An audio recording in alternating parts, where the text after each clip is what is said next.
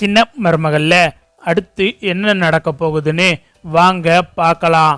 இங்க பார்த்தா மண்டபத்துக்கு தாமரை, கருப்பு கூடவே மாப்பிள்ளையோட ஃப்ரெண்ட்ஸு எல்லாரையும் போலீஸ் அடிச்சு இழுத்து கூட்டிட்டு வந்துக்கிட்டு இருக்காங்க.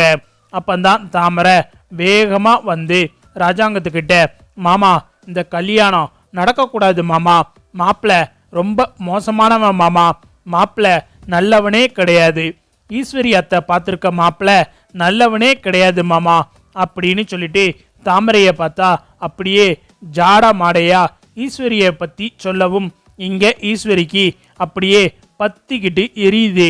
உடனே ஈஸ்வரி வந்துட்டு, ஏன் தாமரை நான் பார்த்துருக்க மாப்பிள்ளைக்கு என்ன அப்படின்னு சொல்லிட்டு ஈஸ்வரி கேட்கவும், அத்தை நீங்கள் பார்த்துருக்க மாப்பிள்ளையோட லட்சணம் இன்னும் கொஞ்ச நேரத்தில் தெரியும் அப்படின்னு சொல்லிட்டு தாமரை சொல்லவும், அப்பந்தான் பார்த்தா இன்ஸ்பெக்டர் கிட்ட ராஜாங்கம் கேட்குறாரு, என்ன இன்ஸ்பெக்டர் இங்கே என்ன நடக்குது அப்படின்னு சொல்லிட்டு ராஜாங்கம் கேட்கவும், சார் என்னை மன்னிச்சிருங்க, இந்த கல்யாணம் நடக்கக்கூடாது, மாப்பிள்ளை நல்லவனே கிடையாது, மாப்பிள்ளை பற்றின மொத்த தகவலும் இப்போ என் கையில் இருக்கு, 10வதுக்கு என் கூட 2 பொண்ணுங்களும் வந்திருக்காங்க, அந்த பொண்ணுங்க வெளியே நிற்கிறாங்க, அந்த பொண்ணுங்க இந்த மாப்பிள்ளை மேலே கம்ப்ளைண்ட் கொடுத்துருக்காங்க, இந்த மாப்பிள்ளை லாட்ஜ் வச்சு நடத்துங்கிறங்கிற பேரில் லாட்ஜில் இருக்கிற ரூமில் ரகசிய கேமரா வச்சுருக்கான், இவன் லாட்ஜில் எந்த பொண்ணாவது வந்து தங்குனாங்கன்னா அவங்க எந்த ரூமில் தங்குறாங்க, அந்த ரூமில்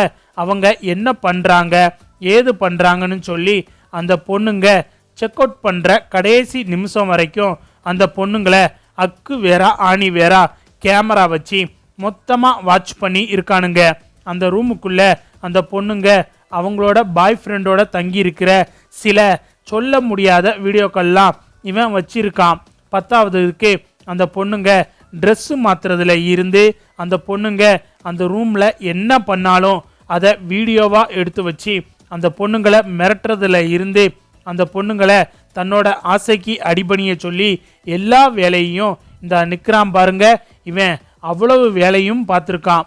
இப்படிப்பட்ட ஒரு கேடுகட்ட பொறுக்கியவா உங்கள் பொண்ணுக்கு கட்டி வைக்க போகிறீங்க, நல்ல வேலைக்கு எங்கள் கிட்ட ஆதாரப்பூர்வமாக இவங்க 2 பேரும் நிரூபித்ததுனால எங்களால் ஹோட்டலுக்கு போய் எல்லாத்தையும் கைப்பற்ற முடிஞ்சது, சாரி சார் இந்த கல்யாணம் நடக்கவே கூடாது அப்படின்னு சொல்லிட்டு இன்ஸ்பெக்டர் சொல்லவும் ராஜாங்கத்துக்கு பார்த்தா பயங்கரமாக கோவம் வருது. அப்பந்தான் பார்த்தா ஈஸ்வரி வந்துட்டு வேகமாக கருப்பசாமி கிட்ட வந்து, என்னன்னே என்ன இதெல்லாம், இப்படிப்பட்ட ஒரு பொறுக்கி பயலை பெற்று வச்சுக்கிட்டு எங்கள் வீட்டுக்கு வீடு தேடி சம்மந்தம் பேச வந்தீங்களா அப்படின்னு சொல்லிட்டு ஈஸ்வரி கேட்கவும் இங்கே கருப்பசாமியும் பார்த்தா எதுவுமே பேசாமல் தலை குனிஞ்சி நிற்கிறாரு. உடனே மாப்பிள்ளை நந்தகுமாரை போட்டு கருப்பசாமி அட்டின்னு அடிக்கிறாரு. ஏன்டா இப்படி ஒரு பொறுக்கித்தனம் பண்ணிக்கிட்டு இருக்க, நீ இவ்வளவு நாள் லாட்ஜ் வச்சு ஏதோ பிஸ்னஸ் பண்ணுற, நல்லபடியாக ஒரு தொழில் பார்த்துக்கிட்டு இருக்கேன்னு நான் நினச்சிக்கிட்டு இருந்தா உன் ஃப்ரெண்ட்ஸ்களோட சேர்ந்து இப்படி ஒரு கேவலமான விஷயத்த பார்த்துக்கிட்டு இருக்கியா, இதுக்கா நான் உன்னை வளர்த்தேன் அப்படின்னு சொல்லிட்டு மாப்பிள்ளையோட அப்பாவும் பார்த்தா இங்கே மாப்பிள்ளையை போட்டு அட்டின்னு அடித்து அவரும் பார்த்தா ஒரு நாடகத்தை நடத்திக்கிட்டு இருக்காரு.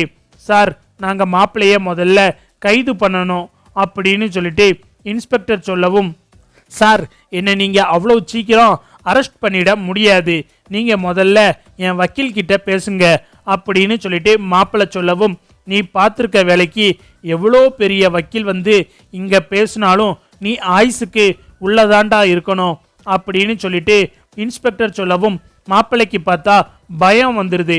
போச்சு நல்லா வசமாக சிக்கிட்டோம், இல்லை நம்ம ஜெயிலுக்கெல்லாம் போகக்கூடாது, ஜெயிலுக்கெல்லாம் போய் நம்மளால் இருக்கவே முடியாது அப்படின்னு சொல்லிட்டு மாப்பிள்ளையை பார்த்தா வேகமாக ஒரு கத்தியை எடுத்துட்டு தமிழ்ச்செல்வி கழுத்தில் கத்தியை வச்சு மாப்பிள்ளை பார்த்தா மிரட்ட ஆரம்பிச்சிடாரு.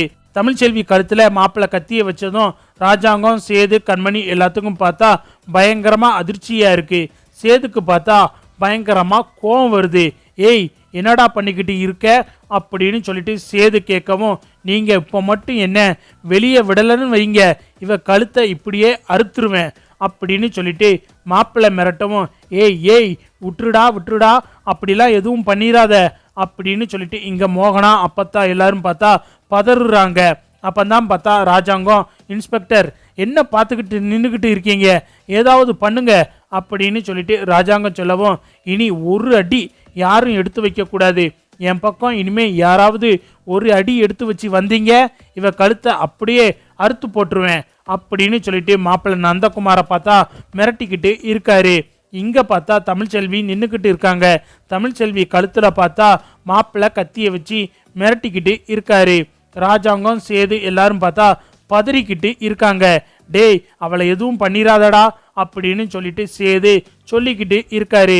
அப்பந்தான் பார்த்தா பின்னாடி இருந்து கருப்பு வந்து மாப்பிள்ளைய அப்படியே கையை பிடிச்சி திருவி கையில இருக்கிற கத்தியை பார்த்தா கீழே விழுக வச்சிடறாரு.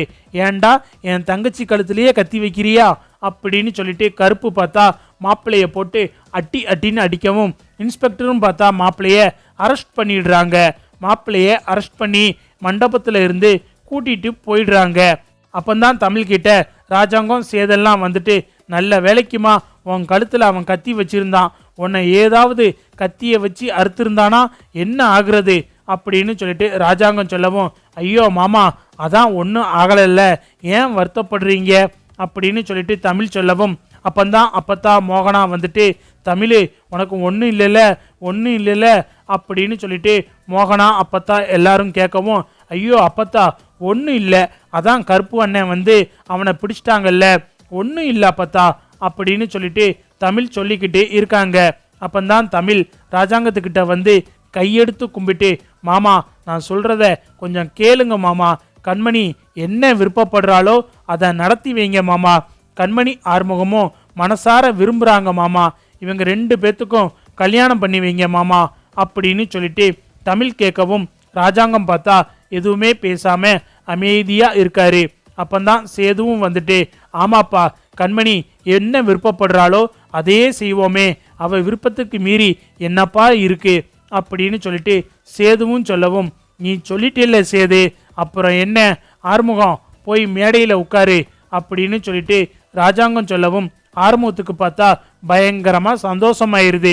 கண்மணி பார்த்தா ராஜாங்கத்தை கட்டி பிடிச்சி, ரொம்ப நன்றிப்பா அப்படின்னு சொல்லிட்டு கண்மணி அழுதுகிட்டு இருக்காங்க.